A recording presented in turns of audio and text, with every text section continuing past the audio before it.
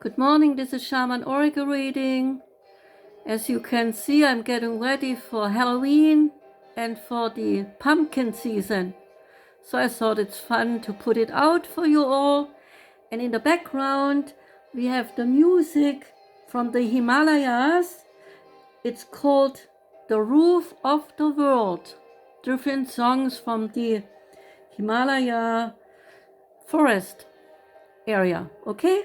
So, I thought today I'd like to share something about healing plants that the shamans use in their healing processes and meetings with groups.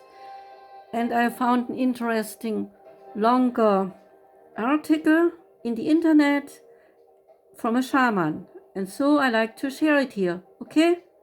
It's about the healing of plants and the so-called master plants. In Peru, vision-inducing herbs and vines are not only known as sacred plants, but also master plants. Let me make it a little quieter, it's too loud. Master plants. Master because they teach us about the sacred transforming you and me and everyone who takes them in three fundamental ways. First, working with each individual's personal story, using the language of vision and metaphor, the plants invite us to observe, sense, and even smell and taste our own dark side, says the shaman. Through this, we learn to see the self-destructive energy we carry within us. We repeat the same mistakes over and over again, keeping us trapped in our own suffering consciousness. The plants help us to see clearly. Second, the plants clean out bad emotional energy, purging many of our angers, fears, and hatreds that have caused us pain throughout our lives. We ourselves are responsible for negativity, sometimes though negativity is imposed on us by others.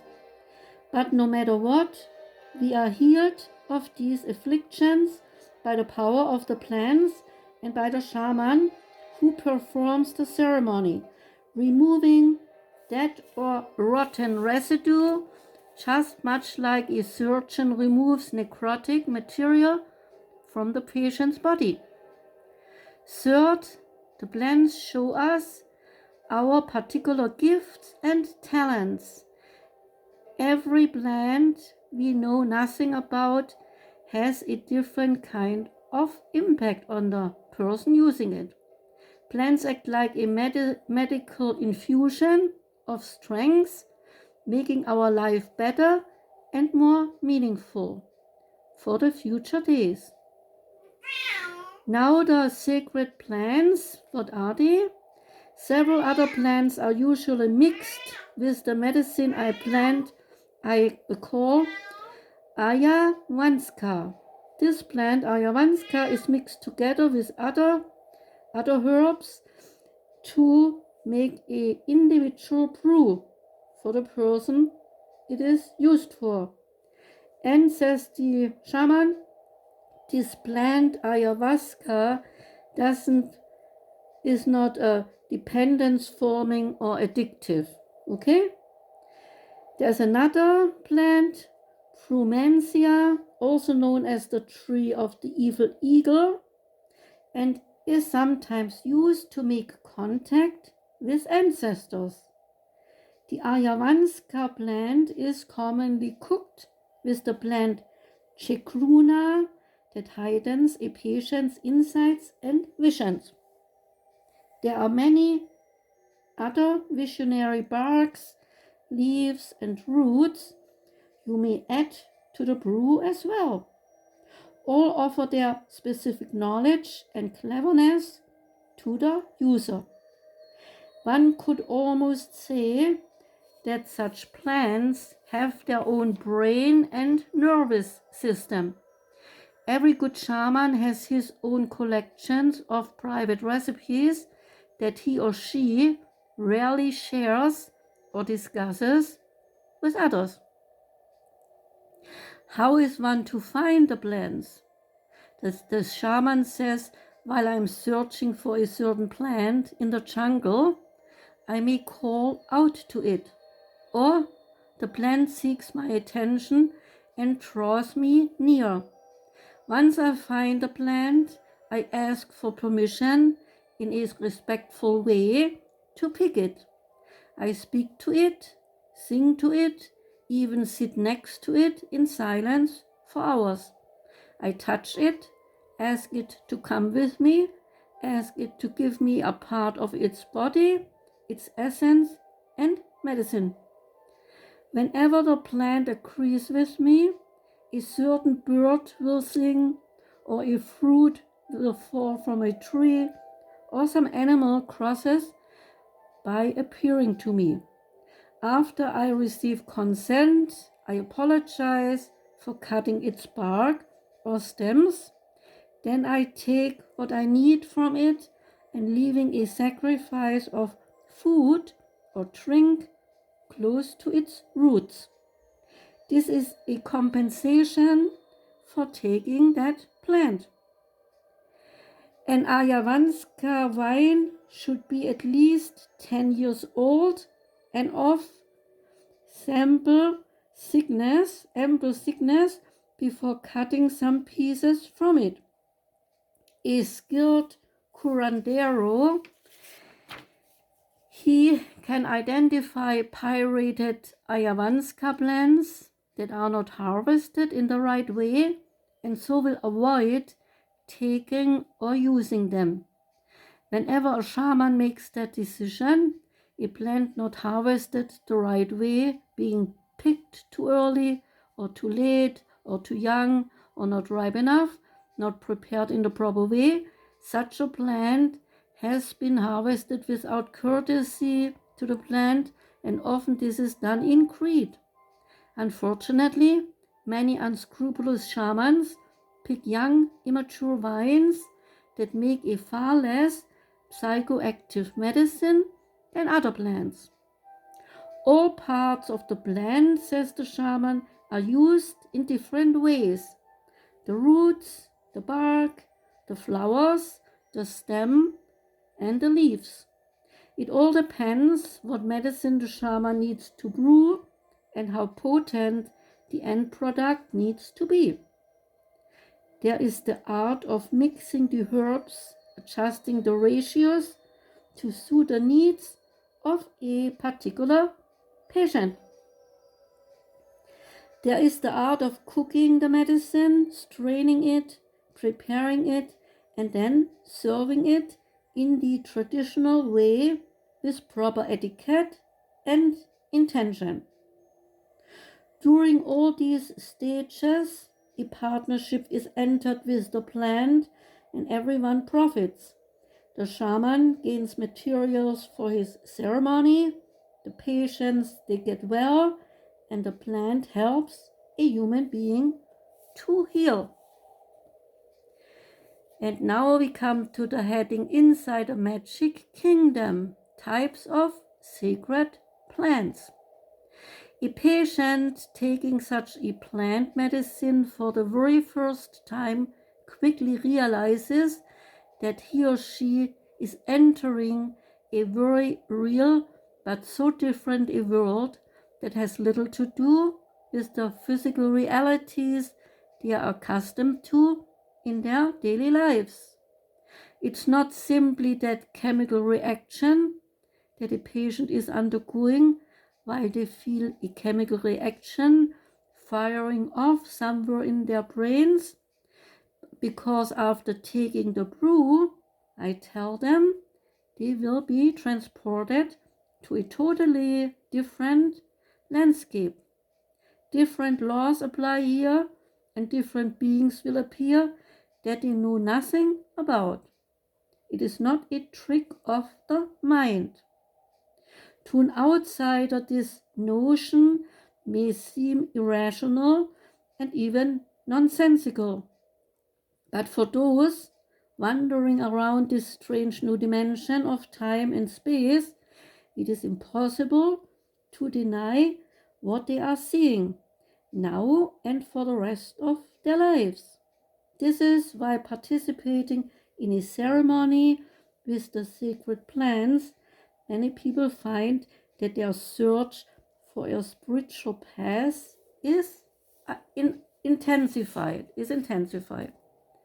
The shaman says that several days before he oversees an Ayahuasca ceremony, he schedules personal sessions with each client to find out what they hope to gain from their session. He says we spend time walking in the jungle, swimming in the Amazon, eating together, sitting next to the fire. By the time the ceremony begins, I am well versed in the spiritual and psychological needs of everyone in my group, and this knowledge helps me to determine which herbs to mix in with the ayahuasca, as each sacred plant produces its own psychological effects. Creating the sacred space by sitting in an ayahuasca ceremony. On the night of the ceremony, says the shaman, or sometimes the night before, I set up the space where the activity is going to take place. Sometimes it's inside, sometimes outside, sometimes at my lodge, sometimes in the jungle or desert, or on a secluded beach. Sacralizing a ceremonial area is one of the most important things a shaman learns during training. The boundaries of the circle must be consecrated and a kind of portal opened up into the sphere of the sacred, making a formal last statement that this area is now holy ground where otherworldly things are about to take place. It is like building an architectural structure, a magic cathedral in the air, where everything that happens inside is dedicated to healing. This project must be carried out with seriousness and purpose, and requires a great deal of training to do it correctly. When laying out a space, I start from the center of the circle and move outward, singing, chanting, and blowing tobacco smoke in certain patterns to establish its perimeters. If constructed properly, the circle becomes impervious to evil forces, to local people who happen to wander by, and even to harmful creatures like poison spiders, vipers, and wild animals. Sometimes we will be working together outdoors in an open exposed jungle area that has a lot of dangerous creatures lurking about.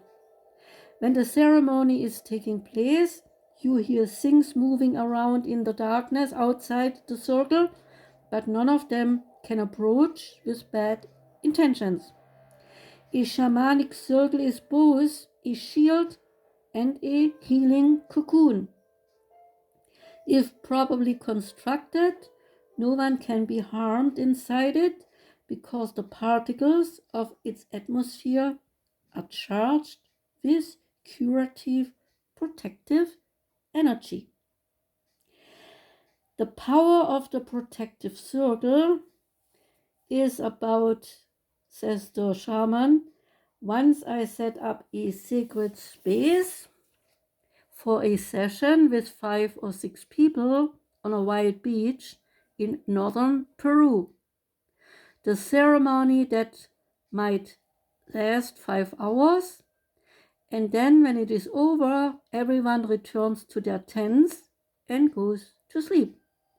When I wake up the next morning, I emerge from my tent to a sobering sight. Hundreds of fresh paw prints in the sand made by a herd of wild dogs. Our group was carrying supplies of food that night, and the smell had obviously attracted them. But these sometimes dangerous creatures never bothered us, and more remarkably, I could see from the prints that a pack had circled our space several times to sniff and probe, but never tried to cross its lines. The protective power was too strong. I still have photographs of the tracks, says the shaman.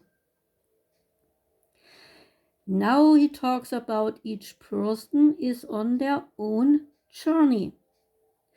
During a plant ceremony, it is extremely important that participants devote these precious hours to their own inner universe and to focusing on their own private visions. While arranging the seating in a sacred circle, I therefore separate relatives and individuals who are emotionally connected. Each member of a planned ceremony must take their journey alone and face their demons also alone. Hugging a friend who cries out, holding hands, soothing a distressed person, and the like, they are discouraged. Though the person next to you is shouting in anguish, it may be that he or she is undergoing a life-changing experience. Touching them or otherwise disturbing their concentration at this critical moment could break the spell, like waking a person from a dream. During a session, I also asked the members of the group to refrain from talking. They can, of course, speak up if they feel there is something important to say or if there is a problem. Generally, though, silence is preferred. Now comes inside the sacred space. The space separating each participant is a sacred circle, approximately 2 meters, enough to allow privacy and elbow room. Participants have access to water for rinsing their mouths, though drinking is discouraged. When members of a group begin to experience traumatic releases of bad emotions, they often become cold and start to shiver. So a supply of blankets is kept on hand. Once the plans take full effect, participants are asked to not move around to leave the space, except to use the facilities. Also, everyone sitting in the circle must have taken the medicine. No outside observers are allowed while they do. Their worldly consciousness, like static on the radio, can interfere with a person's vision and passage through the spirit world. And then bad things could be the result of it. After another round of silence, the shaman distributes the medicine, kneeling in front of each person and placing his hands on their shoulders in a way that says, I honor their decision to be here. The plant medicine, the ayahuasca mixture, is then poured into a cup about 2 or 3 fingers wide, and the shaman says that very little liquid is required. 2 or 3 sips is usually enough. First, the shaman drinks down his cup of the liquid, and then the others drink theirs in their own way, but it is best to drink it down at once. The shaman drinking first is an ancient tradition in the Amazons. It is sort of like a royal taster, showing that he trusts what he is drinking and that he has given others a gift that is pure and will help them. And after everyone drinks their drink, I let them settle down for a few minutes to turn inward. It is very nice to observe how often participants are aware that we are all sitting under a psychic dome or pavilion, even if we are in the wilderness or under open skies. And, says the shaman, it is especially beautiful when we work by the light of the moon, or better yet, a full moon. The moon creates a fairy world around us, a moon temple in the forest lit by a light that contains special healing properties. After a few minutes sitting in silence, I start singing sacred songs or play a percussion instrument like a drum or rattle. When they hear these sounds, most patients feel things happening to them, and at this point they start journeying.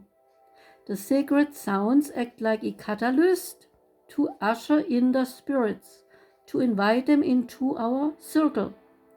Sometimes gradually, sometimes like in a flash of lightning, the gate of each person's mind swings open and the night begins in earnest. Now comes the ceremony itself. During the ceremony, people's behaviors differ wildly during a ceremony. Some of them are calm and self-possessed, some are clearly in a state of ecstasy, and some even scream. In the first hour or so, 2 or more people also have to vomit. This is a psychic act and a physical reaction to the plants, helping to void psychological traumas and negative energies one has received from other people throughout a lifetime. Some patients also must make trips to the bathroom for diarrhea. Although diarrhea is seen as very unpleasant, it helps to clear out the generational past, like the biblical sins of the father, so to speak, says the shaman, providing healing at its deepest levels. Some veterans of the Ayahuasca ceremony feel incomplete if they do not make at least 1 or 2 trips to the bathroom during the course of a ceremony. When the ceremony is in full swing, patients usually stay calmly focused on their journeys, though in the first hour some may make outlandish noises, grunts, retching sounds, moans, laughter, even barking, and bird-like screeches.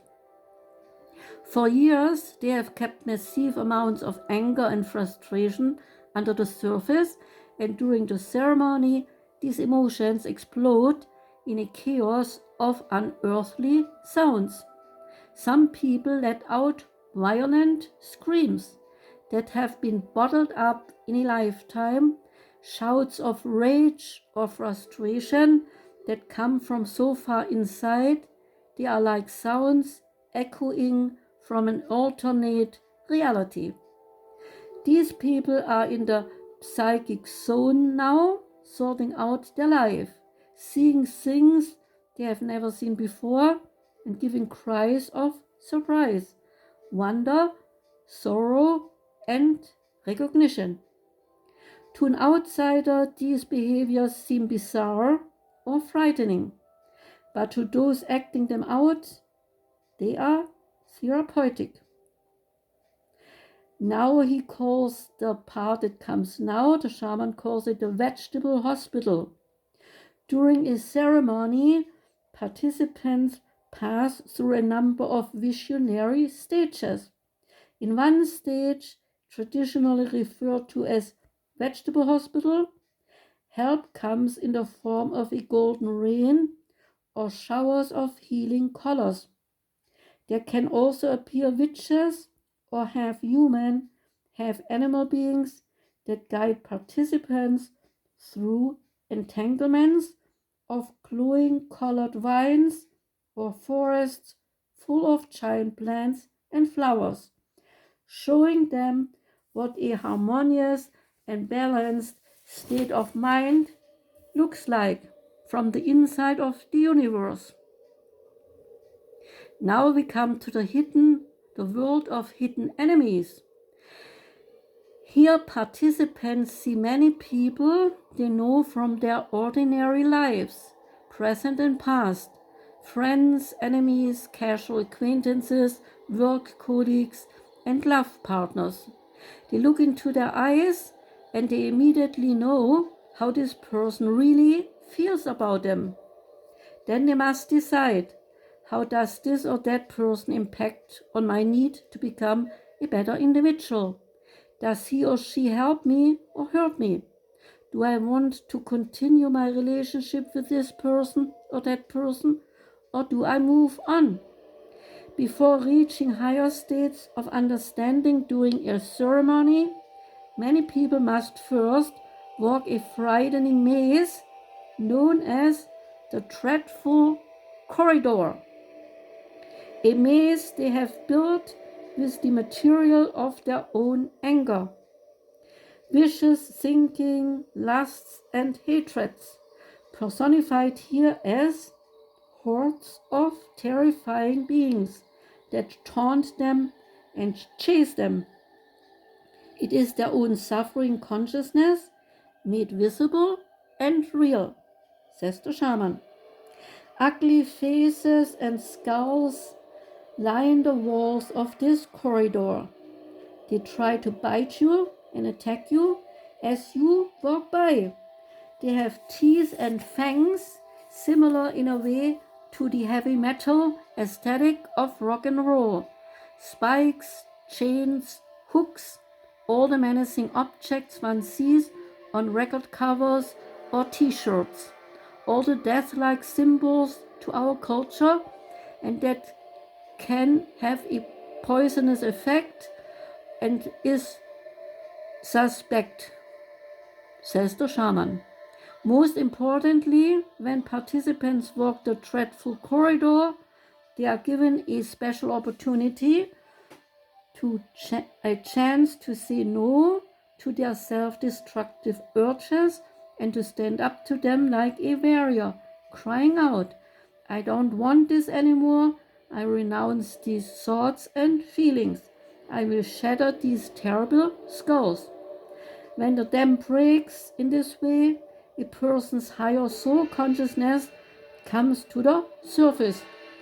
Their dark energy is now exercised and once released can never return. They will be different people, and better yet, for the rest of their lives, they will be transformed. Now I like to make a personal remark, if I may. I like to take a stand for my heavy metal friends. I don't really have them, but I understand that there are people who like it. So, those who just love the music and nothing else, they enjoy the spikes, chains, hooks for their individuality, expressing their look on the world as they see it. And the record covers and the t-shirts with death-like symbols, well, they are just a generational taste in most parts and gives people the freedom to have their own taste, I think. We human beings undergo many trends during our lifetime, and I want to say here that following such trends is no crime. There is a fine line, in my opinion, between the t-shirt showing a skull and a person being an evil person. I think we have enough people wearing no such clothing, and they can be even more dangerous to society, because wearing a white shirt and business suit is no guarantee to be a good person, I think. That's my personal thought. It was necessary to say it, since I like to introduce a bit the shaman viewpoint However, even shamans vary in their approaches. And one more thing, there is one well-known forensic expert here in Germany. His name is Dr. Mark Benecke, and he has his body full of tattoos, and he likes stuff that relates to skulls. But I guarantee you, he is a fantastic forensic expert and a beautiful human being. I've learned a lot from his TV lessons on crime scenes, explaining them, and how body decays after death, and so forth. He has helped me to understand the whole biological processes within a living body, and then a dead corpse. What I'm introducing here, that one shaman version of the Amazon, is still a good thing to know, I think. That's why I'm sharing it here, okay? But I'm not against people who wear t-shirts with skulls on it, or they like chains, or whatever they like. I think everybody should have their own freedom to do that. But when people are truly troubled, maybe they should not only see a shaman, but see a psychologist or physician. There's help available for them, since not everyone has a shaman or even wants a shaman. Okay? So, whenever you are troubled in whatever way, go and see your doctor or go and see a psychiatrist or psychologist, and so they can help you out. Okay? But I think that was still interesting how the shamans go about some of their ways to use plants. I never used a psychedelic plant. I never used drugs. I'm not that kind, but I'm sure many in my age use them at certain times. And I don't promote it here. That's what I'm trying to say. I'm not a friend of promoting drugs, but these plants, they are not really in that sense, because they don't make addictions as stated in this article. They are just helping people to reach another sphere, so to speak, to see things in a different way. Okay? So, I hope you somewhat enjoyed it. I thought it was interesting to share it here and to show the other way of a shaman professional life. Okay? So, I wish you all a wonderful day. There's one singing in the background here. He is making his statement right now. So I wish you a wonderful day. And one light seems like it went out, but it's still going. So I'm happy, because last time the light went out while I spoke, and I thought, what does that mean? Did I do something wrong? Did I make wrong things here? So I'm happy that the lights are still burning, all 4 lights. They didn't go out. Wonderful, right? So you have a wonderful day, and stay happy, and please come back next time when I have a shaman reading. Okay? Goodbye.